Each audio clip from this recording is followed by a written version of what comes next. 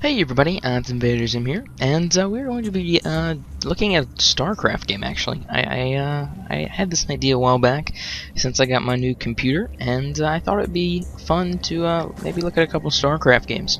The Starcraft games that I'm going to show you guys are going to be how do I say it? Not professional at all. They're going to suck. They're going to be not great games. The thing that I want to show is I want to show games that are out of the ordinary, which is actually the opposite of what I'm doing at the moment. This is going to be a pretty standard game. The reason why I want to show you guys a standard game first is because I want to show you guys exactly how things usually pan out, how things usually happen when it comes to my league. Of course, all the leagues are different. Like whenever you get low bronze league, usually it's like a 6-pool or a cannon rush, or something like if you're a Terran, you would make a ton of tanks and just turtle yourself in and then build a mass amount of Thors. Usually, either in my league, one of two things happen. I think I'm in silver or gold league or something. I don't know. But I suppose I should probably introduce the players first. So up here on our top right is Deacon, the blue Zerg. He is a monster. And then down here on the bottom left is Roy, Terran. That is me, because I am a Fire Emblem fan. What was I saying? I lost my train of thought. Oh yes. No, that wasn't what I was going to say. Oh yeah, two things. So easily sidetracked, people. Two things that usually happen. Guy is harassing. We both have our scouts out. Mine's up there, and his is down here killing my worker, which I don't see until later, because I think he ends up killing it. Which is really bad for me, because that slows down my barracks, which is dumb. So this first game is going to be extremely standard for my league. Usually two things happen in my league. One of two things. Either A, people push out around the 7 or 8 minute mark and they fight each other, and whoever has the fastest army around the 7 or 8 minute mark wins. Or B, usually each of you build your own massive army or blob, and you have a giant blob war. So basically you have a huge blob, and he has a huge blob, and whoever has the biggest blob wins. So he's stolen my extractor, which I really don't care about at the moment, because the build that I'm going does not really require 2 gas geysers. And then he, for some odd reason, stopped that and decided to go hide up here in the corner. So I think I rallied. No, I'll send my guy up there to kill him in a bit. And this guy, I think he got his hatchery around 220-ish, I think. I don't know, did I see that? I don't think I did. I don't think I saw his expo. And he has got his spawning pool. Let's bring up the, there we go. I have we're even on harvesters, and I have more gas than he does, because I don't think his gas is, no, he's just getting gas right now.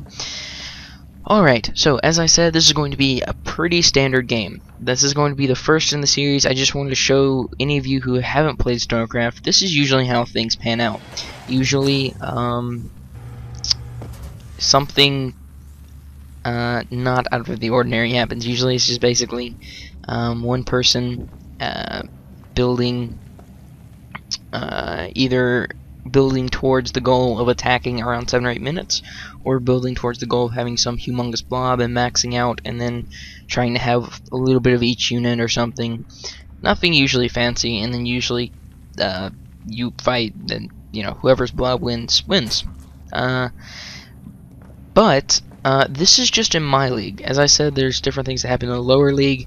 Better things happen in the upper leagues. The leagues go, I think, like bronze, silver, gold, platinum, diamond, masters, and then I think they've added some kind of grandmaster league. I'm not really sure about that. But I think I'm in gold, or maybe silver. I don't know. But at this point, I have 3 racks up, and I figured that I would toss some reactors up, and I was just going to try, because I wanted to show you guys what it was like normally. And so I figured I would go at 7 or 8 minutes, and I would just mass my Marines up, and I figured I think I get the tech lab here in a bit. Just for the fact that I wanted that upgrade. And he is getting spine crawlers and more drones. Actually, not very many drones at all. I'm not really sure what he's doing at the moment. Usually, you can tell how good a Zerg is by if you click on their queen. If you constantly use your spawn larva, your energy should stay at 0. So the lower, if somebody's energy is above 25, that's not good for them. That means that they are missing their timings on their larva injections, which is bad. And generally, whenever you have two